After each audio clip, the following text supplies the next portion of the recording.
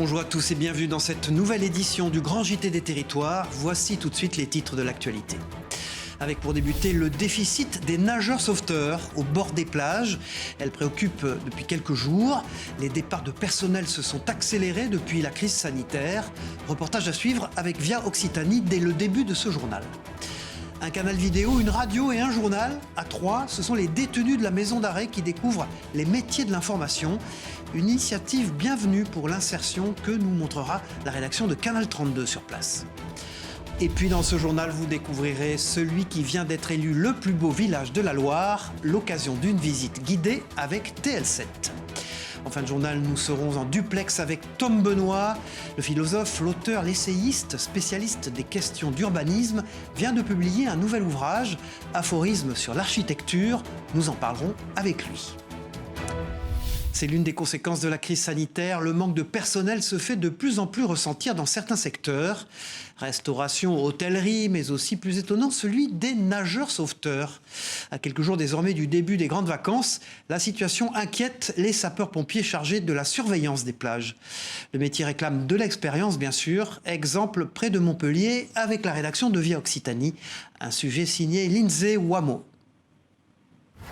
Avec le thermomètre qui grimpe, les secouristes ont du pain sur la planche. À Agde, on doit se tenir prêt à enfiler ses palmes à tout moment, tout en faisant de la prévention. Pour vous avertir qu'aujourd'hui il va faire très chaud, donc il faut boire beaucoup d'eau et se mettre à l'ombre si possible. Très bien, voilà. c'est ce qu'on va faire. Que plus les gens sont informés et moins on aura d'intervention et à intervenir et moins il y aura de problèmes aussi.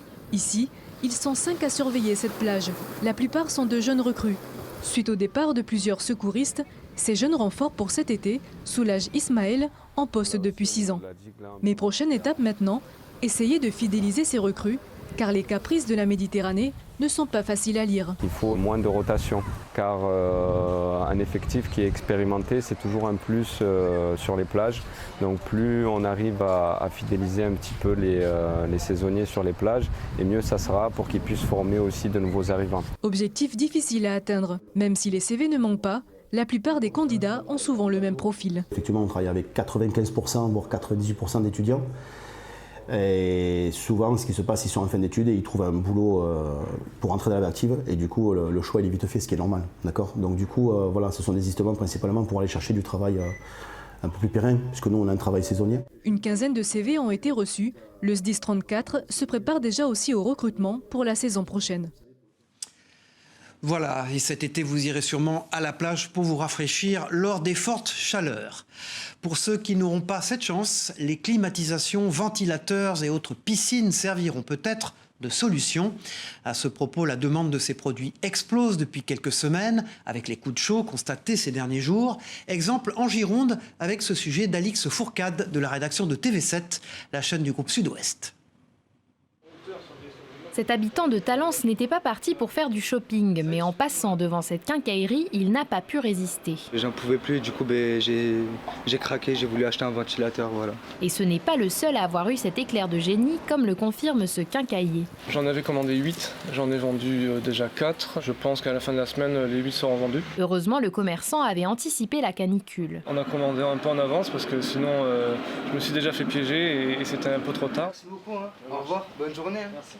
En revanche, si vous souhaitiez commander votre propre piscine maintenant, c'est raté pour cet été, en témoigne cette vendeuse. Depuis la sortie du confinement déjà, et en plus depuis les fortes chaleurs qui ont commencé déjà au mois de mars, on a reçu beaucoup de commandes, les gens ont vraiment anticipé tout ça, c'est-à-dire qu'au mois de mars-avril, on a eu un pic énorme du taux de commande, et là on est arrivé à un stade de saturation où on ne peut plus prendre du tout de commandes supplémentaires parce qu'on n'a plus de disponibilité, quoi. Et même pour les clients qui ont déjà passé commande, il risque d'y avoir du retard dans les livraisons. À cause des fortes chaleurs, c'est compliqué sur le chantier parce que tout ce qui est liner, membrane, etc. peuvent se détendre au soleil.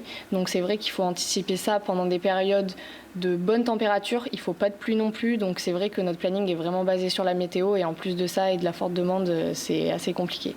Mais difficile de se plaindre quand on sait qu'en Nouvelle-Aquitaine, nous disposons de 720 km de côte et pas de délai de livraison prévu pour profiter de l'océan, à part peut-être quelques bouchons sur les routes. L'émission Face au territoire était diffusée jeudi dernier sur TV5 Monde. Les éditorialistes présents en plateau sont revenus sur l'actualité politique et les conséquences des résultats des élections législatives. Regardez un extrait de l'émission avec Bruno Cotresse et Sylvain Courage.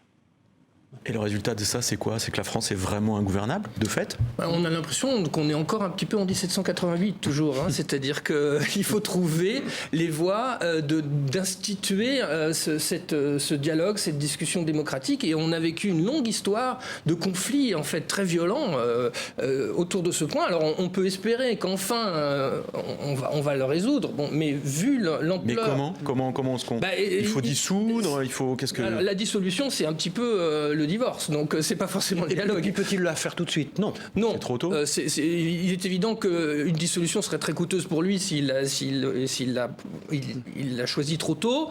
Il faudrait que le pays soit vraiment bloqué et qu'on puisse établir la responsabilité de l'opposition dans ce blocage.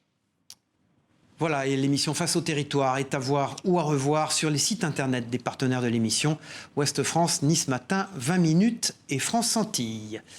De politique, il est aussi question dans l'édition du journal Le Point consacré à la ville d'Aix-en-Provence. Dans ce numéro spécial, l'hebdomadaire s'intéresse notamment à la politique de l'environnement menée par l'équipe municipale actuelle. Le coup de chapeau sur le marché immobilier local ou la production d'hydrogène vert sont aussi au sommaire de cette édition spéciale du magazine Le Point cette semaine. Restons dans l'univers de l'information pour nous arrêter à présent sur les nombreuses initiatives de la Maison d'arrêt de Troyes. L'établissement pionnier en la matière permet aux prisonniers de prendre part à des projets de médias locaux, un canal vidéo, une émission de radio ou un journal local. Les personnes détenues participent ainsi à l'élaboration de ces communications diffusées en interne. Une démarche valorisante dans laquelle les intéressés se sentent pleinement investis. Un reportage loin des idées reçues de Canal 32, la télévision de l'Aube. La maison d'arrêt de Troyes a lancé son canal vidéo interne pour les détenus. Les programmes diffusés sont sélectionnés par les prisonniers en accord avec la direction. L'agence de production fournit ensuite des films personnalisés. Dans ce canal, actuellement, on retrouve beaucoup d'informations des activités, mais aussi un film qui explique le greffe. Il y a le film arrivant. Ça permet d'identifier les personnes et aussi les lieux. Et puis, il y a aussi un film déjà produit par ailleurs, que ce soit une fiction documentaire, qui est diffusé chaque semaine. Malgré l'ancienneté du bâtiment, la maison d'arrêt a réalisé les installations techniques nécessaires pour la mise en place du canal vidéo. Avec l'arrivée de ce dispositif, un nouveau poste a été créé pour un détenu. J'ai pu classer une personne détenue supplémentaire au service général, ce qui permet de créer un emploi. Donc j'ai une personne détenue qui va s'occuper d'alimenter, de faire des rubriques, d'amener des connaissances, des textes, des poèmes, du slam. Je trouve ça très intéressant au niveau de l'aide que ça va apporter à tous les arrivants, puisqu'il y aura des infos dessus.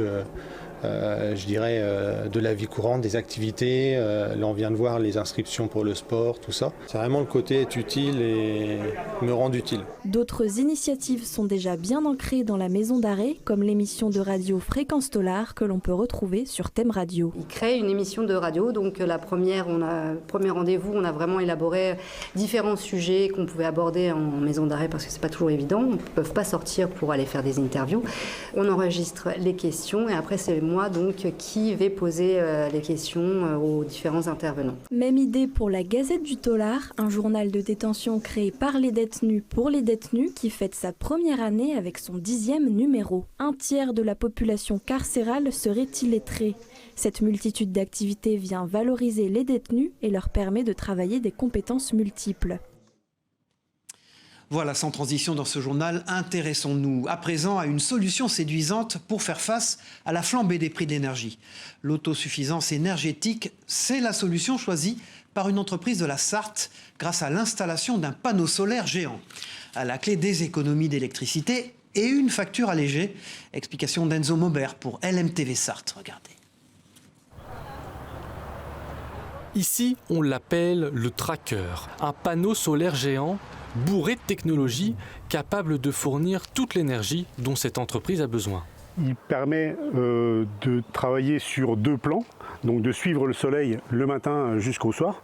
Et il est double face également, ce qui lui permet de récupérer l'énergie de sa face exposée au soleil, mais aussi de sa face antérieure. Ça nous permet, surtout aujourd'hui, en cas de forte présence du soleil, de produire plus d'électricité que demandé et de mettre cette électricité dans un coffre-fort énergétique. Le panneau embarque aussi des outils de suivi en temps réel pour savoir où, quand et comment est utilisée l'électricité. On consommait l'électricité qu'on pensait juste, mais finalement avec le suivi internet, on s'aperçoit on gaspillait beaucoup d'électricité, notamment la nuit, où des appareils restaient tournés, qu'on pensait sans grand impact, on va dire, électrique, mais qui finalement, quand on les coupe, on économise. Pour l'entreprise qui embauche 80 salariés, cette démarche s'inscrit dans une volonté globale de réduire son impact environnemental alors qu'elle est en plein développement. On a fait appel à des spécialistes, donc le CPIE, qui, eux, sont venus faire un état des lieux du quartier, entre guillemets, pour savoir quelles sont les espèces présentes ici et savoir si on ne peut pas améliorer, entre guillemets, leur cadre de vie à l'avenir. Et si jamais on a besoin d'extension, de ne pas les perturber. L'entreprise espère désormais aller plus loin. Elle prévoit de réinjecter les économies effectuées dans la recherche et le développement écologique de son activité. Qui sait, elle verra peut-être même éclore une véritable réserve naturelle sur son site.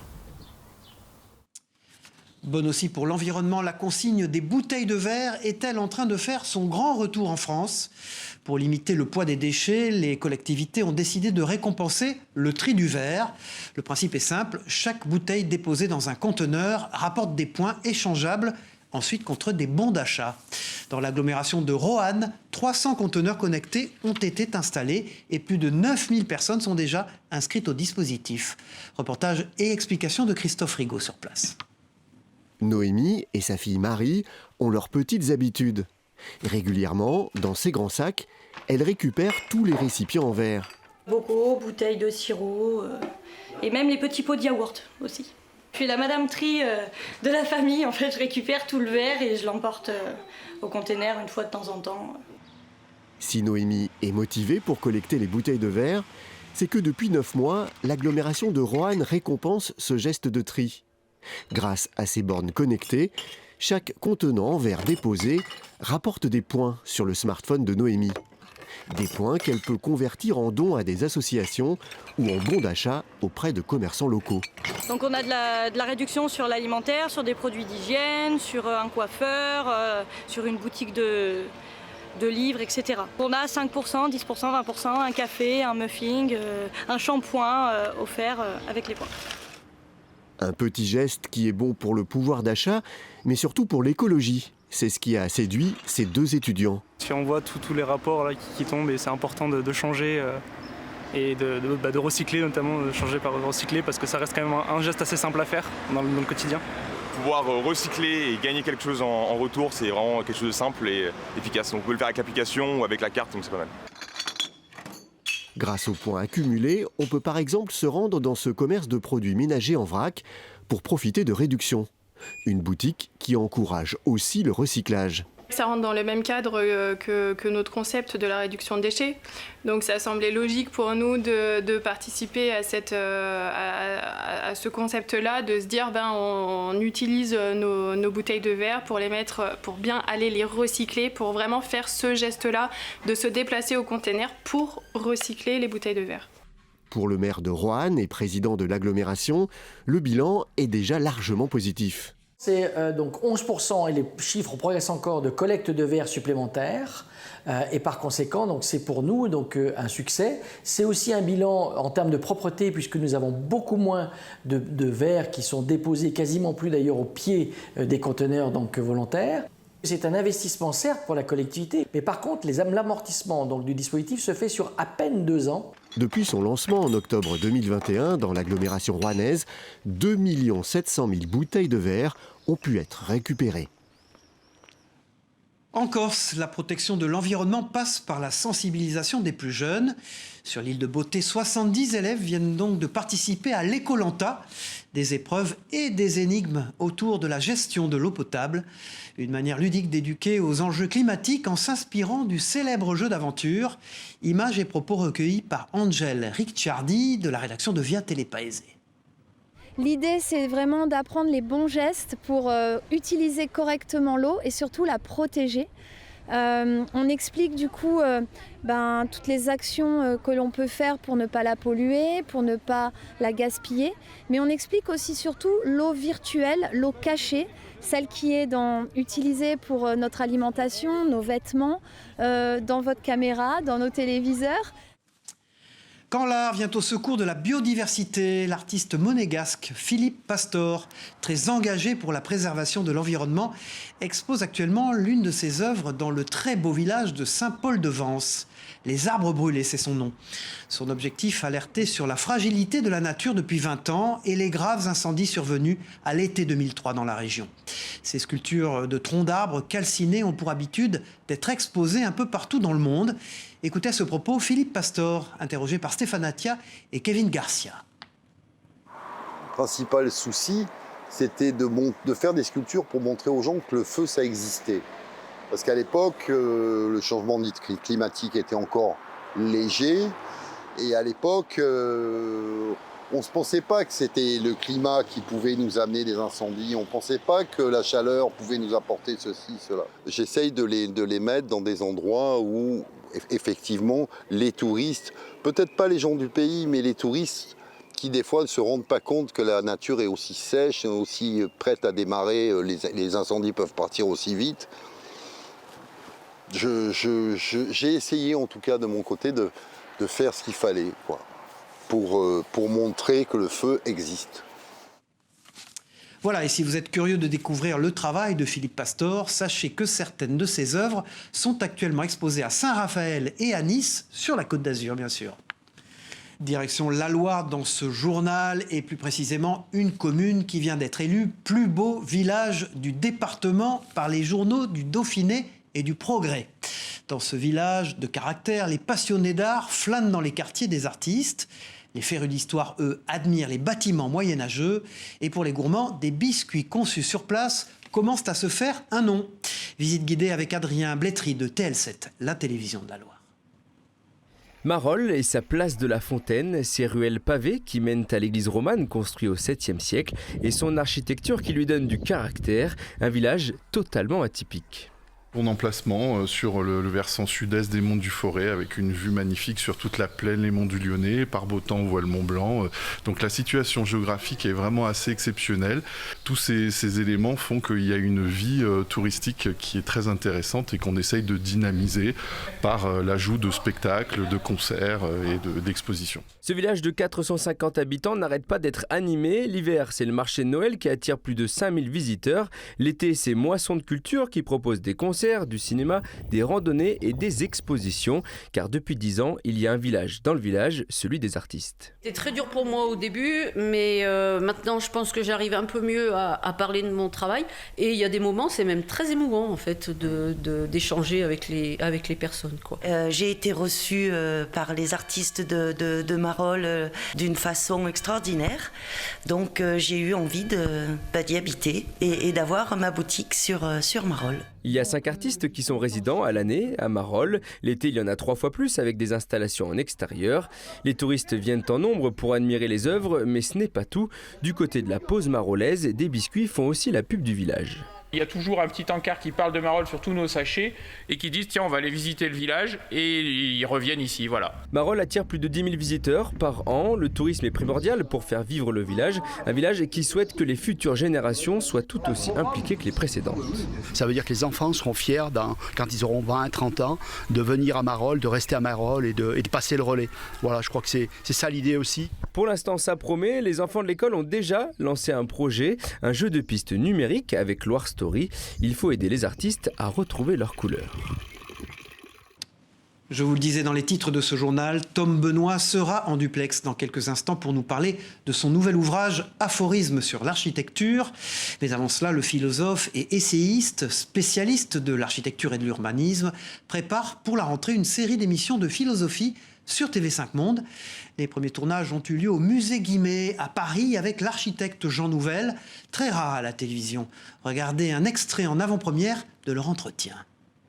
La première chose qu'il faudrait faire, c'est créer la loi sur le littoral vert. J'appelle ça le littoral vert, qui reprendrait la loi sur le littoral, la loi littorale, et qui ferait en sorte qu'on déterminerait une limite de l'étalement urbain et que tout le reste est strictement inconstructible, sauf pour des valeurs qui sont agricoles ou paysagères. Donc est-ce qu'il faut qu'il y ait un pouvoir solidariste, pour ainsi dire, au sens de Léon Bourgeois, beaucoup de pouvoir social-libéral pour les entrepreneurs que sont les architectes? Les architectes doivent avoir davantage de pouvoir à l'heure actuelle. Bon, on peut pas imaginer un livre sans auteur, on ne peut pas imaginer une composition de musique sans auteur, on ne peut pas imaginer une ville et un lieu où on va vivre sans quelqu'un qui le conçoit. Et nous avons donc le plaisir d'être en duplex avec vous, Tom Benoît. Bonjour, Aphorismes sur l'architecture vient de paraître chez NBE Éditions. Qu'est-ce qui vous a incité à écrire ce livre ? Alors, tout d'abord, une volonté d'appréhender la matière, mais c'est un livre qui aurait pu ne jamais être édité. C'est un éditeur, donc NBE Éditions, qui est tombé amoureux du livre, pour ainsi dire, et qui a insisté pour faire paraître cet ouvrage aussi rapidement. Mais c'est un livre que j'avais écrit il y a déjà plusieurs mois, plusieurs années. Tom Benoît, dites-nous quel était votre état d'esprit lors de l'écriture de ce livre ? J'ai écrit Aphorismes sur l'architecture, tout d'abord avec une certaine idée, une violence, c'est-à-dire un aspect sauvage, politique et littéraire, parce que sauvage tout d'abord par rapport au format, les aphorismes, il y a quelque chose de très direct lorsqu'on écrit des aphorismes, donc beaucoup d'accessibilité pour le lecteur, et la volonté de faire appréhender l'architecture par le prisme de la matière, de l'usure, du vieillissement, de tout ce qui constitue l'architecture. Quels sont vos projets en matière d'écriture, Tom Benoît ? Quels sont vos objectifs ?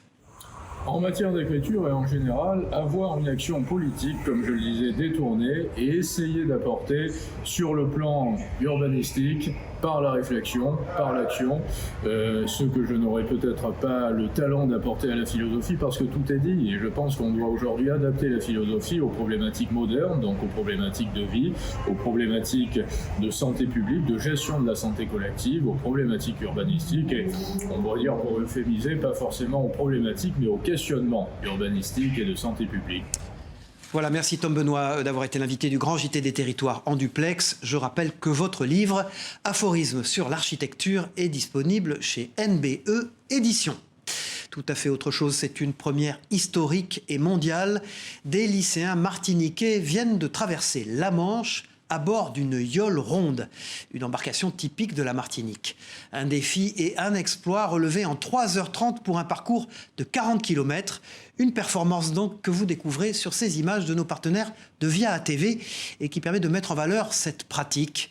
La yole ronde est inscrite au patrimoine immatériel de l'UNESCO depuis 2 ans. Bravo à eux pour ce défi relevé avec courage et détermination bien sûr. De la Manche à la Vienne dans cette édition, restons sur l'eau. À Limoges, un jeu de piste ludique permet de découvrir l'histoire du bois flotté. Ce bois qui a permis historiquement l'approvisionnement de la ville lors de son développement. Une manière pratique et pédagogique de remonter au début du 19e siècle et d'en savoir un peu plus sur l'usage du bois à cette époque. Précision au micro d'Alain Druot de 7 à Limoges sur place. Dans le cadre d'un projet collectif de recherche, on a travaillé sur l'approvisionnement en bois de la ville de Limoges et on s'est penché sur le bois qui arrivait par la Vienne, qui arrivait en flottage, par le flottage. En octobre 1814, et c'est Pierre Darnay qui va vous faire découvrir sa journée de travail de marchand de bois, à aller acheter son bois, le faire venir jusqu'à Limoges, le stocker et voilà, on va découvrir toute cette histoire. Allez, on referme ce journal sur un sujet qui sent bon l'été. Des glaces, vous en dégusterez, c'est sûr, pendant toutes ces vacances. À côté des classiques industriels, les glaces artisanales gagnent du terrain. Dans les Vosges, une ferme locale propose notamment aux enfants de fabriquer leur propre glace en bâtonnet. Une illustration supplémentaire du désir des producteurs de transformer et de vendre toute une partie de leur production. Un reportage bio et gourmand de Ludovic Bizilla et de Denis Lequienne pour Vosges Télévisions. Je donne la glace pour les enfants. Qui c'est qui va prendre un pot pour aller faire son bâtonnet? Aucune difficulté à trouver des volontaires pour cet atelier, la fabrication de sa propre glace en bâtonnet. Emilien, c'est fait avec quoi une glace? Du lait. C'est tout, il n'y a que du lait? Non, moi je sais pas après. Maxence, qu'est-ce qu'il y a dans une glace? Du lait, des œufs je crois. Fanny produit des glaces artisanales depuis 2 ans, une activité complémentaire au premier métier du foyer, la production de lait bio par 45 vaches. Et la clientèle a d'emblée été au rendez-vous. 6 000 litres de lait transformés la première année pour un chiffre d'affaires de près de 50 000 €, soit 1/8 de celui de l'exploitation agricole. C'est loin d'être négligeable. Une nouvelle illustration que la transformation sur place et la vente directe est synonyme de vraie plus-value. Je fais ma crème. À partir du lait écrémé que j'ai récupéré de ma crème, je fais mes yaourts que j'incorpore dans mes glaces au yaourt.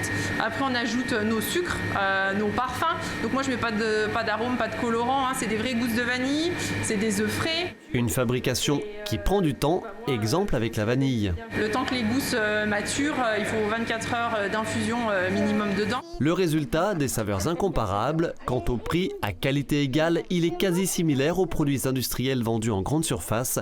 Comptez 12 € le litre. Gaspard, il est où Gaspard? Allez, bonhomme. Pas d'embauche pour l'heure, c'est encore trop tôt. Cette animation avait lieu dans le cadre des Journées nationales de l'agriculture, mais l'exploitation étant également labellisée Bienvenue à la ferme, elle accueille du public une grande partie de l'année, notamment en partenariat avec l'Office de tourisme de Neufchâteau. Voilà qui donne envie à quelques jours des vacances. C'est la fin de ce Grand JT des Territoires. Merci de nous avoir suivis. On se retrouve très vite pour une prochaine édition. Au revoir à tous.